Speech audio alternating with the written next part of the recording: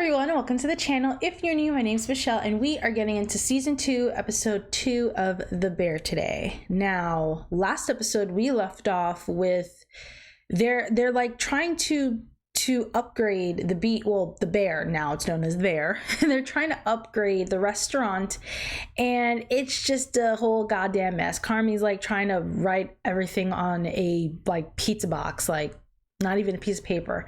So Sydney does make a very wise decision to tap Sugar to help out with that. Like, let's get someone who might be a bit more organized than you, Carmy. And they also go to Uncle Jimmy for a loan. And I do think the time constraints he's put on himself is like a tall task. And I'm a little afraid of just, will he meet it? But I don't think Uncle Jimmy would like get at him for that, because given how his relationship with Michael, I don't think he'd come up on Carmy like that if he doesn't meet it by the deadline. But I do think that deadline that he's given himself it's a lot. But I mean, at the end of the episode, everyone like got back too. So I do think they're all kind of locked in and ready to go. I love that Sydney tapped Tina to learn how to sew. So I just love that moment. I love Tina and Sydney's relationship. It has grown so much. Speaking of growing, Richie is, I'm guessing he's in his metamorphosis era. Like, he went through a lot at the end of season 1, and now he's seemingly really trying to find his purpose, as he said to Carmy. And I like that Carmy sat down, shut up, and listened. Like, he really tried to be receptive towards what Richie was saying, and really tried to assure him that no matter where this goes, you know, you have a place here. So I think I still stand with what I said in like season 1 with Richie. Hopefully he finds a place in all of this without having to forego a lot of who he is. Like, I do think there are parts of him that need to evolve, but for the most part, I wouldn't want him to have to like upheave everything that makes Richie and just to fit into the restaurant and the system that they're trying to build there. Like, hopefully he can just find a place in all of this that fits him as he is, with a little evolution towards him, his character. Anyway, oh yes, start before we get into the reaction. Marcus, we started off the episode with Marcus essentially being someone's caretaker, and I do hope we get more of that and we find out what's going on there. They did in season 1 make it seem like Marcus may not have a home, but shit, I hope that ain't the case. I hope he really is just dedicated to them damn donuts. Anyways, let's get into this episode. So grab a drink, grab a snack, whatever it is you like to do when you watch your favorite reactions. Just get comfortable and let's get to. Let's not talk about it, actually. I don't want to talk about it. 12 weeks to open. It's like the third time you mentioned it. You sure you don't want to talk about it? Yeah, because it's like a vibe, you know? What's the vibe? The vibe is just like, it's off. Something's off. Oh, we've really come a long way, it looks like. Look, it's probably hard for your dad to be supportive because he doesn't understand that this job doesn't pay much, it doesn't amount to anything, and it doesn't make a whole lot of sense, you know? Well, that is tragic for a parent to hear. Who's supposed to take care of me when I get older? Mom's birthday dinner. That'd be nice. Yeah, super. Are we still good to jam on menu later? Yeah, chef. Okay. Yo, come on, fridge guy. Yo. Wait! Oh, shit! No go on the door, Paul. Well, that's a really crucial part. They're 5K. Yeah, they're hand cast in Italy. Yeah, and we're in Illinois. You're really bringing... Okay. Bronze rulist? Those are actually 2K. You can have. This is a lot. By the way, you look a little pale. Is it the Naperville nickel? Fine. Just, sometimes I look like February. Sure. Is she pregnant? We have to move everything out before we scrape. Richie, you're not listening. Look, I don't want to choose sides, but it seems like moving the lockers is the best way to do this. You called Mom? Yes, honey. Okay, listen. Aww. So, okay. I just want to do it right. I don't know what they teach you about leadership at the bank, but in this kind of a situation, what you need is an alpha, and that is not fact. They can smell his pheromones. They are weak as shit. What the hell is up with this man? Gotta go right. No, it's the fridge handle. The fridge handle keeps it's breaking. Yeah, it's breaking off. Yeah. It seems like they're trying to do things like as orderly as they can. Five. You're on the cell phone. I just step out. Oh God, Three Stooges. How many Stooges does it take to move a locker? Oh shit. What's going on? We're gonna cut it. Oh.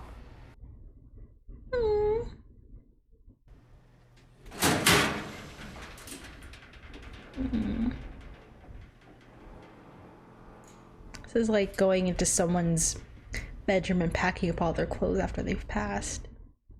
It's depressing as shit. June 5th, 2010. Taste of Chicago. Booth. The booth. This was like such an unexpected, sad moment. Wait. Oh wait, he probably still has them jeans and them right? Oh my God.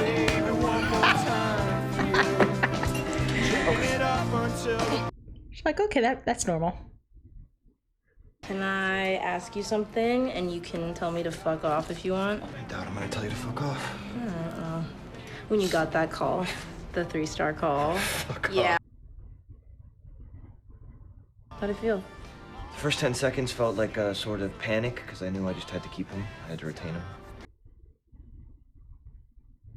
I don't know, after those 10 seconds, I had to turn over a really slow table because the entire United Nations Security Council was coming in. Oh shit. To think he went from working there to now here. It's always such a it's always jarring to hear just where Carmy was working at. And now he's here. I mean, you get it. You get the why. Welcome, everyone. You should have all received your student login after the Zoom orientations. Ebra's like, I'd rather be anywhere but here. They really sent my black ass to culinary school. Please tell me that is not the same man who was yelling at Carmy at the beginning. I keep waiting for him to pop. I feel like he's gonna make an appearance at some point. Oh, Ebra. Chopped demi-glaze. Thinking like hamachi cruda, but that might be, I don't know, No, that's good. tenderloin. Yes. Marciana. They work so, like I said, once they're on the same page, they communicate and work so well together and play off each other and can make each other better. When they don't communicate and they're like off kilter, hoo-cha. Your dad, he Yo, sorry. The frozen Concord grapes. We do like a beef consomme type thing, smoked bone marrow. That's something. It's something. Then my other brother started running the place, and now I want to be here all the time. Oh my God. Disgusting. Is that healthy? So much. Why are you sitting next to the nasty ass toilet on the... To stay the same. Sugar! But then I think I could be good at this. Sugar, get off the floor! Or try new things because it just becomes so easy to keep. I am disgusting. Get up! Oh my God, this is nasty as shit. It wasn't a question. A guy just returned our call about a mold problem and said it's definitely a mold problem. Sweetheart, did you call a mold man? No. Fact. Richie. Richie. Natalie, relax. It's under control. All right, these ceilings, they're practically styrofoam.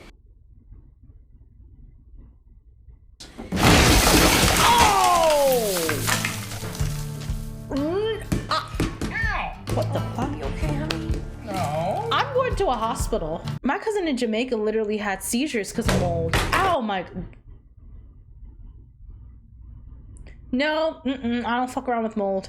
It was our third date, and we were maybe 20, just getting to know each other. We liked. Oh, is her mom not here? I thought she said she ate mom's dinner. I borrowed a friend of mine's car, and we hit a rock or something. And He keeps talking past tense. Is her mom dead? young lady, I can only admit this now because I can change a tire faster than anybody ever could. But you didn't know how to change your tire. Not at all. Oh, well, he's probably talking in the past tense because he's talking about something in the past. God, I'm an idiot. Gonna get it through to you. You're not alone. Okay, is her mom gone, or does she just not like show up? I'm very interested as to what that is about. Carm?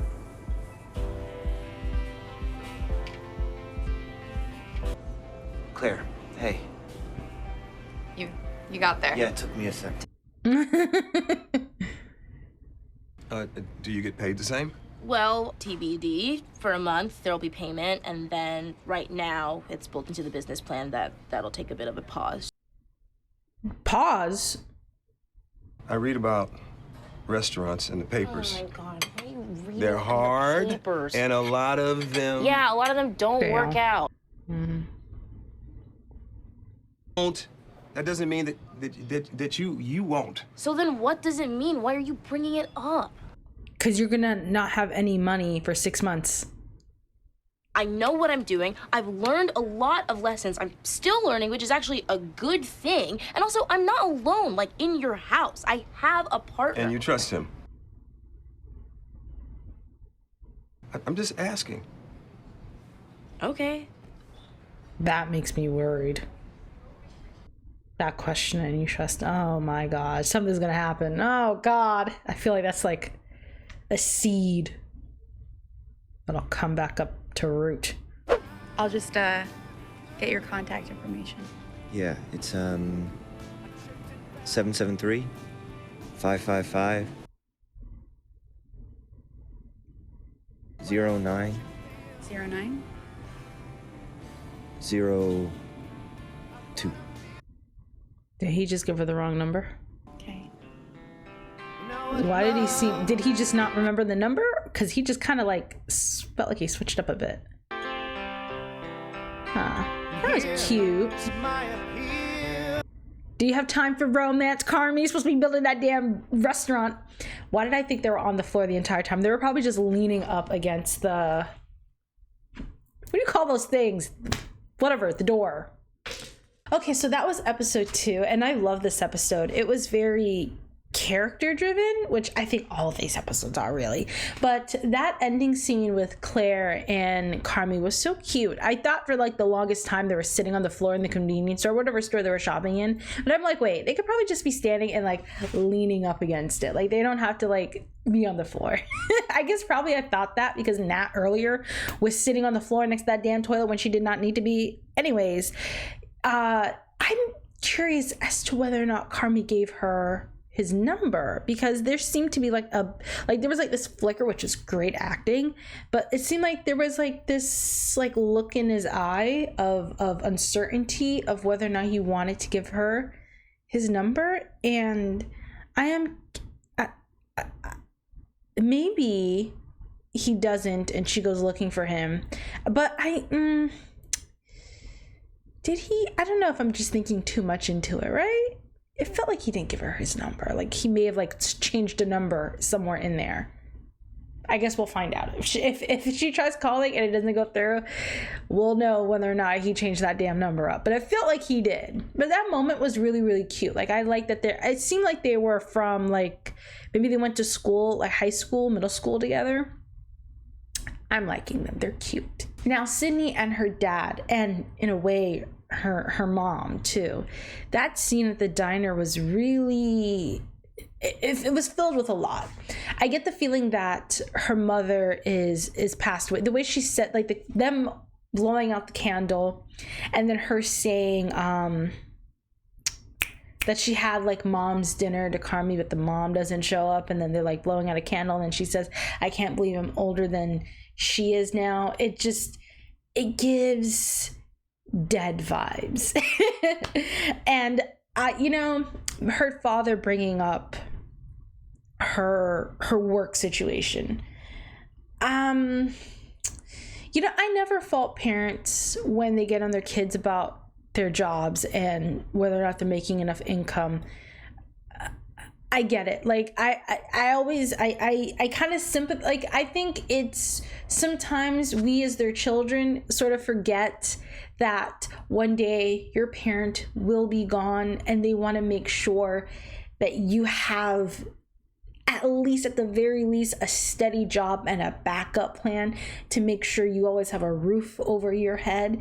I always understand a parent's fear for that, and when they get on their kids about their education and their jobs, like, you need to have something that can provide as well as a backup plan. And so I get why her dad was like really on her with that, and I can understand it's so frustrating when your parents get on you, but I do think Sydney does need to get a bit more realistic, because it's a good thing that they're doing, like, they're foregoing pay so other people in the restaurant can get paid and go to school, culinary school and all that. Like, I get that, but it's also, anything could happen to your dad.